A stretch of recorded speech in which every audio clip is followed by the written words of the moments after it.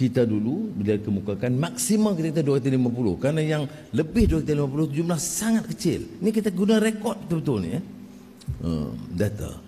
Tetapi bila dibincang di Jemaah Menteri, saya kata tak apalah, mana kalau ada 2-3 persiapan, lepaskanlah dulu supaya jangan jadi isu. Itu yang dia naikkan 300 tu bagi kita tu dah mencecah lebih daripada apa yang digunakan oleh 98% rakyat Malaysia. 98% tu guna sekitar 220. Kemudian kita naikkan lagi 250 cadangan Kementerian Kewangan. Kemudian saya cadangkan lagi di Jemaah Menteri, naik lagi 300. Supaya jangan jadi masalah nak tolong rakyat ni di kumpulan kecil. Dan 300 tentunya kumpulan kecil. Itu pun kita cuba tangani. Jadi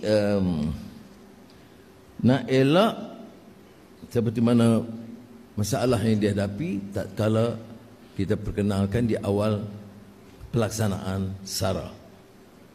Jadi Budi 95 dia kapasiti server itu jauh lebih besar.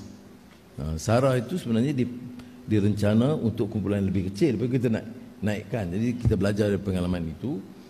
Jadi SARA umpamanya mampu memproses 3,000 transaksi seminit. Tapi Budi 95 server dia dapat memproses 10 kali ganda, maknanya lebih 30,000 transaksi seminit.